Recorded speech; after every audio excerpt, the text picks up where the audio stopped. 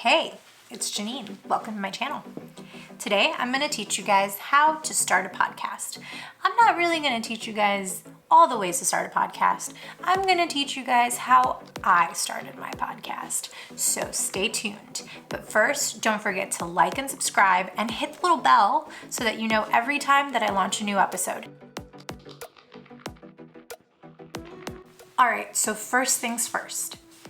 Before you commit to starting a podcast, you need to figure out why you're starting a podcast. If the reason that you want to start a podcast is because you want to make money and you want to live off of podcasting, yeah, not so much. You guys, podcasting costs me money. It costs me not a lot of money, but it costs me money, which means it's really more of a project that I like to do for fun in order to talk to cool people that I love, to get to know more new people that I love, and to help you guys. When you're thinking about starting a podcast, it can get really overwhelming. I'm going to take you through the thought process that I had when I was trying to figure out what to do my podcast on. I was certified as an integrative nutrition health coach through the Institute for Integrative Nutrition. The Institute for Integrative Nutrition, or IIN.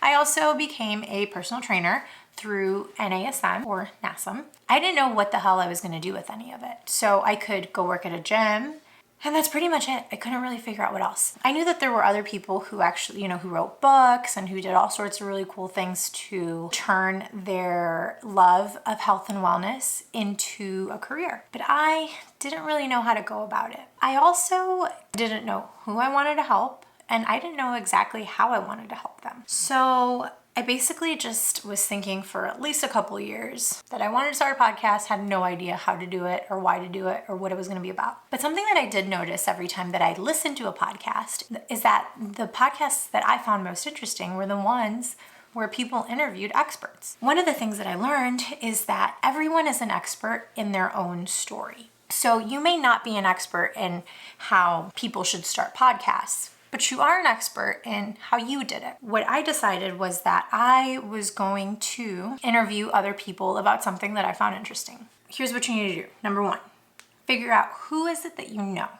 If you want to do an interview podcast because maybe you want to take the pressure off of being the expert, figure out who you know. What experts do you know who you find interesting? Because honestly, I joked around and I told a lot of people that the reason I started my podcast was because I wanted to do it for myself. It really wasn't a lie. I actually know a lot of really interesting people and I didn't really know their stories. Not until I interviewed them. Once you figure out who it is that you know, who you can actually bring onto your podcast to interview, you want to figure out how to do it, right? How the hell in this quarantine time am I going to be interviewing people one-on-one? Well, let me tell you, when I first started on this podcasting journey, I actually thought that I was going to be interviewing people face-to-face. That's what I thought. I thought that I was going to get a couple of really nice microphones and I was going to do a little sum with a MacBook and then it was going to be all great. Well, it turns out that sound is so complicated. I didn't have a place to record. I didn't have a studio. I didn't have any of the things that I needed in order to just have a one-on-one podcast face to face. So what I did instead is I figured out a way to podcast remotely. There are various ways to do it, and if you Google, you'll find out that there's things like Zencastr, or you can do things on Zoom or Skype. You can even just have people record on their own computer, but that's honestly not even feasible, so I wouldn't even mess around with that. What I found to be the most important thing is to just bite the bullet and make the little bit of investment and record on a program that's good for recording remote podcasts. Zencastr is the one that I considered using first. However, with Zencastr, you can't really see the other person. So I think that when you interview people, this is something I learned from health coaching. When you interview people or when you ask people questions, especially if you don't know them or you haven't seen them in a long time, it's so much easier when you can look them in the face, when you can see their expressions and then you can kind of measure, because you don't want to interrupt them all the time time. It gets really complicated. Any of you guys who have done Zoom meetings lately, you know exactly what I'm talking about. So anyway, what I use Squadcast. If you click on the link below, it'll take you to Squadcast so you can get a free trial. There's different levels of pricing. So depending on how much you're going to record, you just pay that much. So if you do like $9 a month and you're going to do like a couple episodes a month, it's only $9 a month. But if you want to do more interviews, 5 hours of audio, that's a little bit more, 17. And if you want to do 12, which is, I mean, that's 12 episodes a month. So if you wanted to knock out a whole season in a month on a budget, you totally could do that. So what you're gonna see is that it's gonna record locally. So the audio is gonna be the best it can possibly be, okay? Because if you recorded the audio that you heard over the internet, it just wouldn't be good quality. And you guys, as with anything, the quality of the original file is what's the most important, because it's just gonna keep getting compressed and compressed and compressed until it sounds like absolute shit. Now that we figured out that we're gonna be doing it on Squadcast, it's really important to think like, how am I actually gonna do this interview? What am I gonna ask? Am I gonna talk the whole time, or am I gonna really listen to them? Podcasting is different from YouTube, because in YouTube, you kind of just want the information. You're probably bored with me already.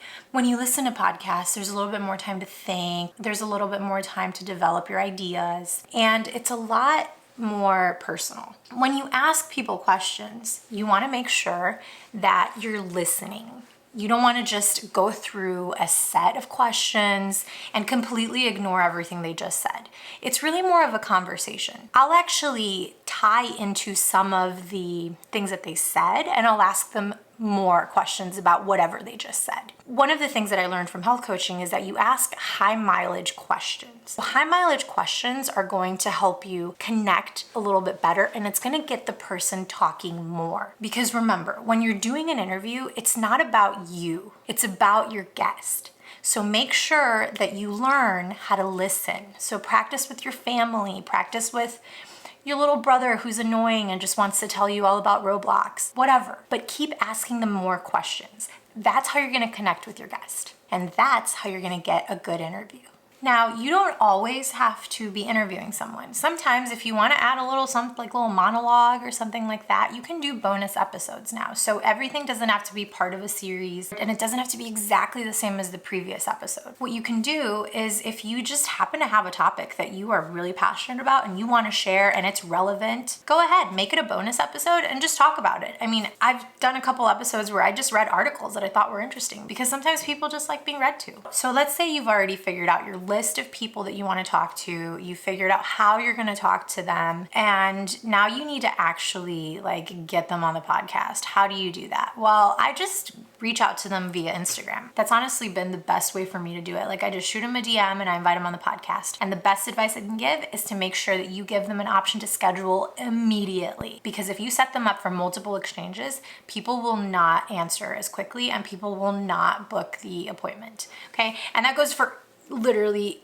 anything that has to do with setting appointments. Just give them the booking link. I'm gonna give you guys a video on how to do the entire process of booking a client and the tools that I use, and also how I manage my projects. I'm gonna show that all to you in a separate video. Stay tuned. The other thing that you need to understand before you start a podcast, it takes commitment. You need to commit, because time flies, and you need to be putting out new episodes, because if you don't, people will forget about you. You can always reinvigorate your episodes by sharing them on social media and giving them more attention, because most people obviously haven't listened to every single one. So you're always going to have content to share, but you want to keep putting them out, at least in a semi-regular interval. Obviously, I recommend that you do one every week, but hey, to be honest, like, I have a life too, and sometimes, I skip a week or two, especially around the holidays. Depending on your time, you want to make it so that it's still fun for you, and you don't want to have it stress you out. And trust me, there's going to be a time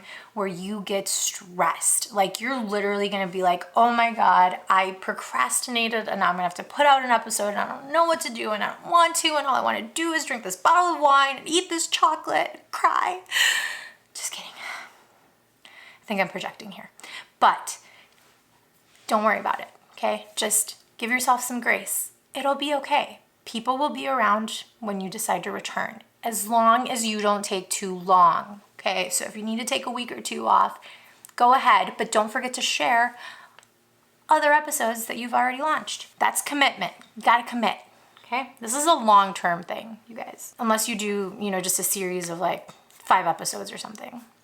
You can do that too, because podcasting also works like a series. Honestly, podcasting works however the hell you want it to work, because right now there's really no standards. Like, it's still a super new platform, and it's up to you to decide how you want to use it. So now that you've committed, you've decided what you want to do it about, you've decided who you want to interview, or if you don't want to interview anybody at all, right? You've decided that you're gonna keep putting it out every week. You need to decide how you're going to launch. One of the things that you should do from the get-go is have a balance in the bank when it comes to your content. Some people recommend that you have like close to 10 episodes ready, because if you launch 1 episode every day for a week and then you take it down to 3 and then take it down to 2 or whatever, you're gonna rank in the charts. You guys, I ranked in the charts.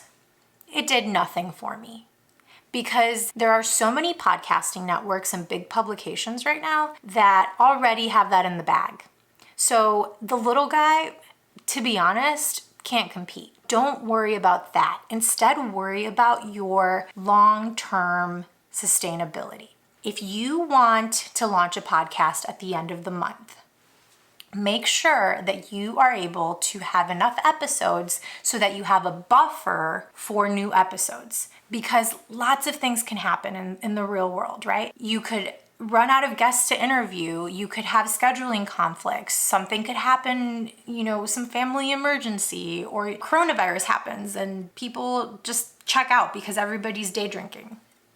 Who knows? But if that happens, you need to be able to have content already to work on and to share. That's why you need to have a good amount of episodes. So let's say I wanted to launch at the end of the month. I want to have about a month buffer when I launch my first episode. That means we should have about 5 episodes ready. And I don't think that you need to have these episodes edited and ready to go, but you do need to have the interviews recorded. Then you can actually just go in and edit them, and that's not so bad. That's fully based on you and depending on how much risk you want to take. But as far as the interviews go, that's like the biggest variable. So you need to make sure that you've already recorded at least 5 episodes so that you're not sitting here scrambling trying to figure out what to launch next. So make sure you have those ready so that you could be on a consistent schedule. When you have those interviews, now you're thinking, how the hell am I supposed to actually create an episode? Like, how do I actually take that interview and make it into a real consumable thing that people are gonna wanna listen to? Well,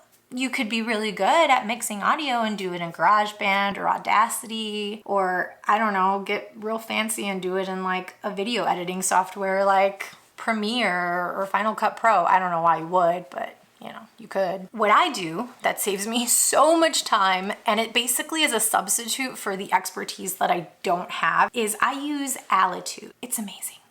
I take my intro, my interview, and my outro, and it puts it together and gives you a nice episode, because it mixes all the levels and makes it all sound the same. Because the worst thing ever is for the audio to be off and then you have to sit there like adjusting the volume, especially if you have headphones in. Like, nobody wants to do that. They're just gonna turn it off and they're not gonna wanna listen to you ever again. And it has a sweet feature where like you can buy some music and then you can mix it into your intro and your outro to make it look a little bit more finished, which is exactly what I do. So if you guys just listen to my episode, like, that's not professional. That's me using Alitude and me just mixing a little bit of a song in there. That's it. And I use GarageBand to do my intro and my outro.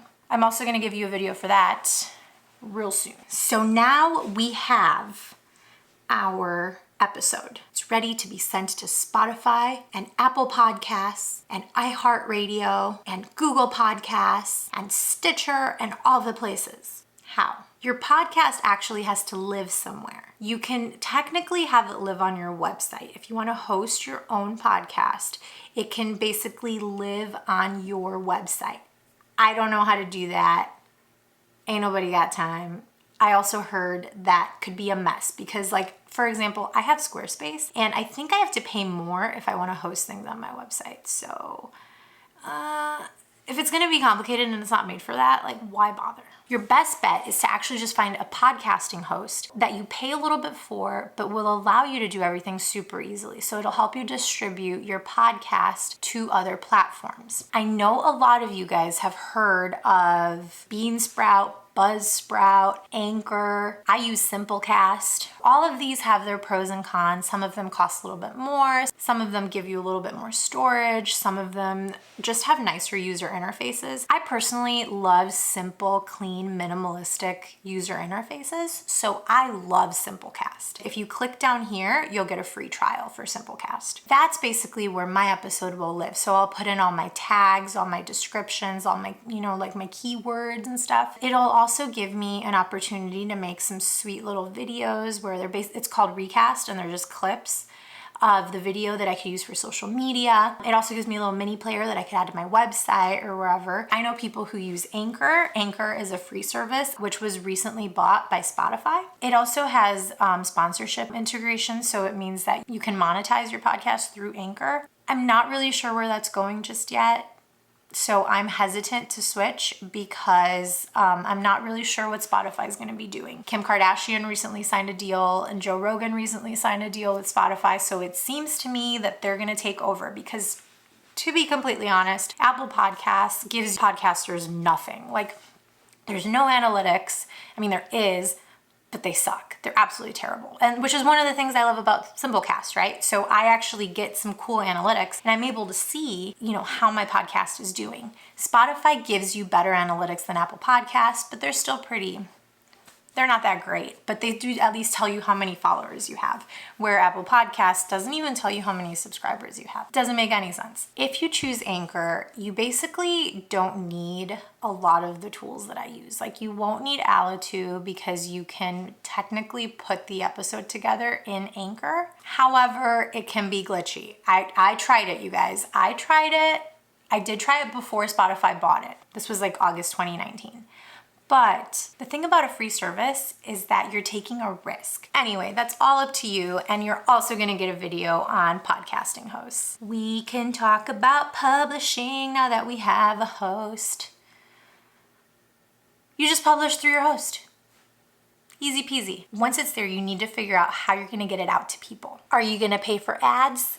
I don't recommend it. I have on Instagram, trying to grow my Instagram. It's not even worth it, you guys. It really isn't. The best way to promote your podcast is just by sharing it all the time, So just make yourself an Instagram. If you want, if you're into Twitter, you can make yourself a Twitter account. That's solely for that. And then you can just share that way, right? I have a Facebook page on mine. You guys can do it too. It's kind of just like having a presence in all the platforms is going to help you one way or another. Depending on who you are and depending on whether you have other things to give other than just your podcast, you may want to have a website too. When you type in thetourlifepodcast.com, it redirects to my main website. That way I have another place to send people. So on Instagram, you can have things like Linktree so that you can link to all sorts of stuff. But I find that the easiest way to do it, since I already invested in a website, is to just put my website as my link in bio. And so then when I say link in bio, it's gonna take everybody to the web player that's in my website. So it'll direct traffic to my website. And then it'll also allow everybody to listen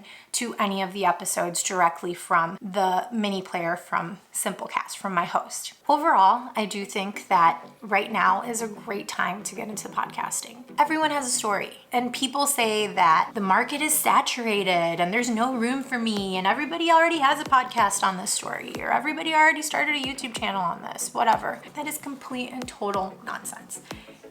Everyone has an interesting story. There's a space for everyone. I mean, literally, if you're a nerd about anything, start a podcast about it. All right, well, that's my spiel on how to start a podcast. I'm gonna give you more details and more specifics on that stuff in future videos. I just want you to know that it's a great idea to just get started. Just do it. You can do it for free if you do it on Anchor. And if you want to invest a little bit of money, try Simplecast, Alitu, and Squadcast if you're interviewing people. You can put as little or as much as you want into it. It's all up to you. Don't forget to like and subscribe and hit the little bell so that you get notifications every time I launch a new video.